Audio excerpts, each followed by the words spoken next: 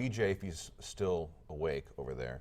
Hi, PJ. PJ standing by in PJ's mom's basement, tidying up some numbers, some news and notes around the league, and also giving away an iPad mini. We've been waiting for this for 17 weeks, PJ. I know.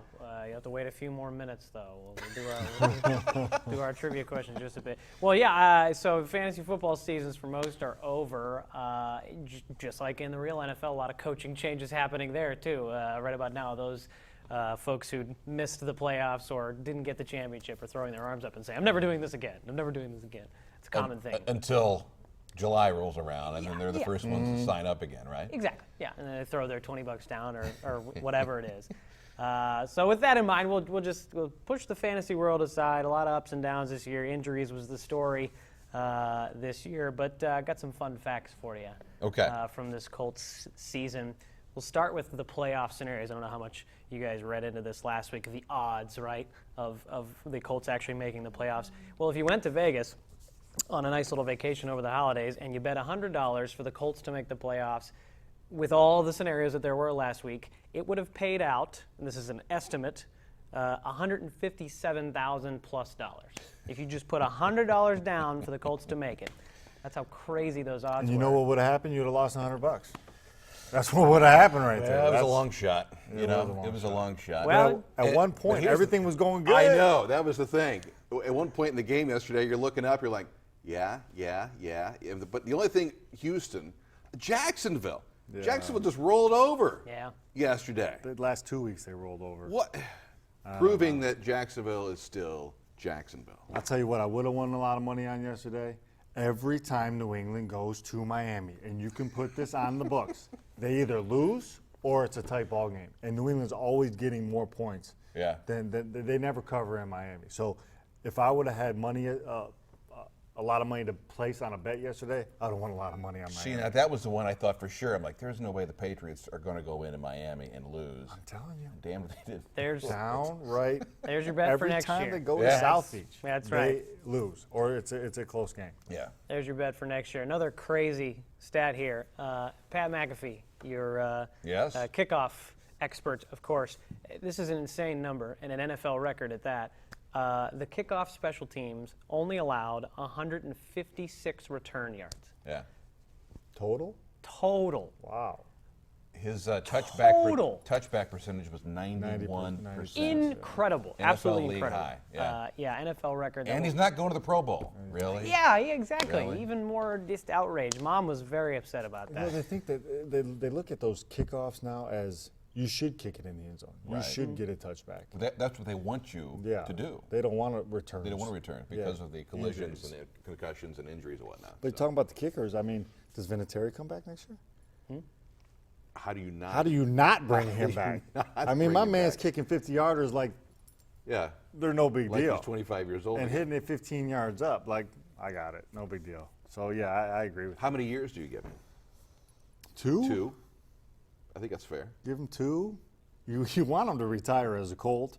If he plays any more than 2, well, I guess if he's still doing it, hey, why not? Give him 2 more. But if he walks out of Indianapolis, someone's going to pick him up. Oh, there's no doubt. He will be on the team. Yeah, Vinatieri actually missed more extra points than field goals this year. Well, but you know what? I think that's a skewed stat because everybody was, I think that was a mental thing. It's different. He missed one in the Pro Bowl last year, if you remember. He missed an extra point in the Pro Bowl last year when they were trying that new extra point thing. And I think after that, it just got to his head. It's a mental thing at that point. Goofing around, yeah. He'll fix it. A couple more for you here. Frank Gore's more coincidence than anything. He was 33 yards short of becoming the Colts' first 1,000-yard rusher since 2007. He actually also turns 33 this year. He's another guy to potentially discuss his future. Another great game yesterday. I still think he comes back as your number 1. If he's healthy, he stayed healthy all season. I'd like to see him got more carries. Dude needs some help, though. Dude needs some help. I mean, I think that's the first place you got to go in the offseason is offensive line. In the draft? It's hard to go O-line. In the draft. It's hard to go, as we've seen over the years, even for GMs, Polian or Gregson, hard to go O-line first round of the draft, didn't it? Yeah, I mean, look at Tony Hugo. Yeah. He was drafted to be the heir apparent to Tara Glenn, and then ended up being Charlie Johnson for. On the flip side, look at Tara Glenn. It took a couple years for him to. But when he got it going, but when he got it going, you know. So anyway. Joe Rice, does Joe Rice fit in the mix? I mean, my man just plays hard. How do you not have Joe back with this team? I agree. You know, I like Joe. I like Joe a lot. I mean, imagine this team without Joe Rights. Well, like, think about that. If you didn't have Joe Rights, yeah, what would happen? what would have happened? Well, we have him go down, and then I thought Denzel Good played another good game yesterday. Good and enough, he played right? a couple good games earlier in the year too. Yeah. So that's a vote of confidence. But you get a guy like Khaled Holmes, you draft him to be the center of the future. He starts What's out going on as a there? starting center this year. He gets yanked in place of Jonathan Harrison, and then he gets put at guard, and then they would rather move Rights to guard and Denzel Good to tackle other than play him. Than play. Kyle was in there maybe 2 or 3 plays, and that was it. Which is confusing to me because, Yesterday. but I didn't see, and they know better. They watch the film and everything. They evaluate these guys in practice and off of game tape and everything. And I don't do that, but I didn't see anything glaring that would have taken him out. But obviously they must have.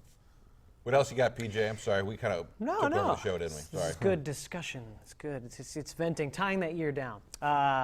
Colts, as was pointed out yesterday, tied for most in the league pick sixes. Good 4 of them in the total year. That's certainly a bright spot. Another bright spot, they were 3rd best at converting on 4th down. So for as much criticism goes into whatever it is that Picano did or didn't do this year, solid decision making in that particular down. And maybe one of the downsides here, they did give up the 2nd most penalty yards to teams, somewhere well in excess of 1,000. And last year they were number 1, right? Yeah. This so year they're number 2. Big Yeah. unfortunate